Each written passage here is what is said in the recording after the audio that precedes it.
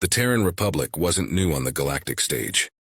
It was just so isolated and irrelevant to most other powers and conflicts that it mostly just flew under the radar.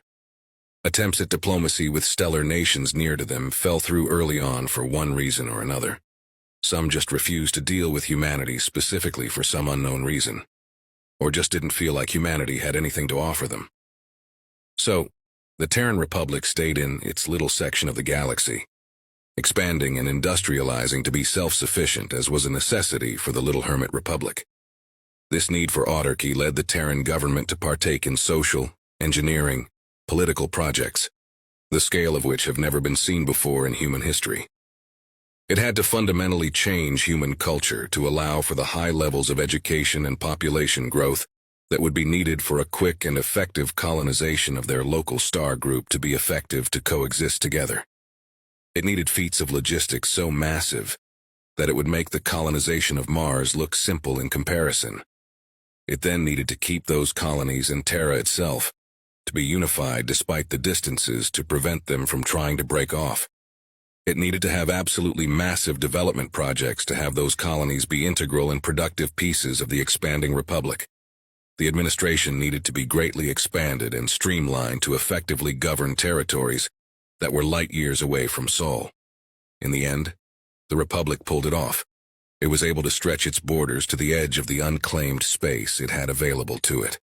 It was able to create a unified human culture that was the glue that tied its territories together, and it was able to develop those territories to be the productive parts of the Republic it needed it to be. The Terran Republic compared to its neighbors was still fairly small. Due to its isolated nature, few ever heard of it other than a few geopolitical buffs from the nations that neighbored it. The small region of space that the Terran Republic held became a highly developed and densely populated part of the galaxy. Still, however, the nations that bordered it refused any contact with the Terrans. As humanity learned more and more about their neighborhood of the galaxy via listening in on local communications, it was found that the area of space humanity occupied was a buffer zone between regional powers. The reason why humanity was able to so easily colonize the area that the Terran Republic now resides was that they did not wish to provoke their rivals into a war. Funnily enough, the rivals were somewhat happy to have humanity as a buffer between them. The Terran Republic was a much more solid barrier than open space. However, this did leave the Republic in an eternal state of isolation. They were unable to even know about the goings-on outside their stellar neighborhood. From what Terran listening posts could pick up was due to none of the nations wanting the Republic an ally to any rival outside their little area, to use the Terrans as a sort of dagger pointed at their backs. So the Terrans for a long time remained as the Little Hermit Republic that the vast majority of the galactic population and even governments didn't even know existed. This, however, all changed with the Rugari invasion. The Rugari Empire was a major power in its region of space. It aimed to expand that power, and it viewed the galactic neighborhood the Republic resided in as a target ripe for conquest. The first time humanity even heard of the Rugari was when it annexed the neighboring Astragon Concordat. The humans could tell that the Astragons were at war. It was difficult to have such a large mobilization. However, they didn't know who they were at war with. After the annexation of the Astragon, the Rugari were expecting to rush past open space into the Etherian Confederation. What they were not expecting was to run into a nation they didn't even know existed. The Terran Republic was an armed camp in case the regional Cold War ever went hot, and they found themselves in the crossfire. The Rugari and the Terrans were both nations that didn't know the other existed a mere few months ago. But the Rugari were not going to stop their campaign just to give greetings to what they viewed as a small road bump in their way to power. The Terrans viewed the Rugari as nothing more than another great endeavor to emerge from. The first Rugari fleet entered the Tau Ceti system and got crushed by the Terran Second Fleet. The Terrans began a campaign of strategic destruction on the Rugari invasion forces. Decapitation strikes by the Terran Intelligence Agency rendered much of the Rugari armed forces leaderless and in disarray. The destruction of important supply nodes left Rugari military personnel to be undersupplied and starving in many sections of the front. The Rugari were completely unprepared for the numerous and fresh forces humanity had to call upon. Eventually, outside forces called for a peace settlement, which the Rugari and Terrans both accepted. The Rugari accepted as they couldn't continue the war effort anymore.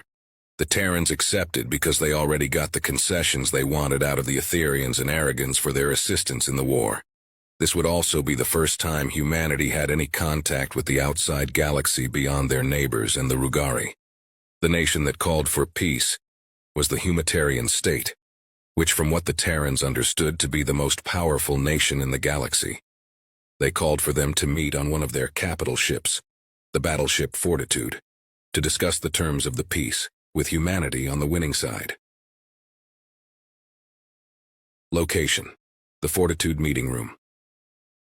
Ilaria was waiting with her compatriots Elysian on the right and Machinas on the left, the three 12-foot-tall Humanitarians, who were all average height for their kind, wore their standard civilian-powered armor that covered them all head to toe, standard attire for their kind as well. They were all waiting for the Rugari and Terran delegations to get there. Finally, the Rugari delegates arrived, a solemn look on their scaled faces. The Rugari were a reptilian species. They were strong when compared to most other known races, though nowhere near the strength of the Humanitarians. "Sit," Ilaria ordered. They did as told. The chairs and tables had to be lowered down to accommodate the much shorter races, so the three Humanitarians would be standing for the peace talks. Not long after, 3 Terran delegates came in. They wore a sealed suit that covered their features, though their posture and shape seemed rather familiar to the Humanitarians. The Terrans just stared up to the 3 Humanitarians, awe almost certainly on their concealed faces. "You may take your helmets off if you wish, Terrans. This room's atmosphere was set to be hospitable to both Terrans and Rugari," Machinas said. "Oh, thanks," one of the Terrans said, reaching for his helmet and unlatching it. The other Terran delegates followed suit. The now helmetless Terrans revealed a face with features all too familiar to Humanitarians, who looked at the 3 Terrans with shock. "Now where do we sit?" The Terran was cut off with Elysian yelling, "Is this some kind of sick joke?" Elysian was filled with rage, his voice dripping with it. What?" the Terrans asked with a hint of fear in their voice. "Calm down, Elysian," Ilaria ordered. "But, calm down," Ilaria ordered again more firmly. Ilaria looked to the Terran delegates and walked around the table towards them. The Rugari delegates were watching anxiously as the 12-foot-tall powered armor giant moved. Ilaria walked until she loomed over the Terrans. She got on her knees and seemed to be inspecting them closely. "Machinas, could you call for a doctor? I want these 3 examined," Ilaria asked her colleague. "Yes, Ilaria," Machinas said as he dialed for said doctor in his communicator. "May we ask why you are calling a doctor?" one of the Terrans asked. "Just confirming what we believe to already know, little one. There is no need to be afraid," Ilaria said, switching from a professional voice to that of a more caring one. "No offense, ma'am, but we would rather not be called little ones. It's degrading," the Terran said. We shall see," Ilaria said. Finally, the Humanitarian doctor arrived. He wore white armor and had a symbol on his shoulder that the Terrans assumed to be a mark of his profession. "Well, hello, little ones. How did you get in here?" the Humanitarian doctor asked. Well, we are the delegation sent by the Terran Republic to hash out a peace agreement with the Rugari," one of the delegates explained. Sure you are, little one. May you take blood samples?" Ilaria asked.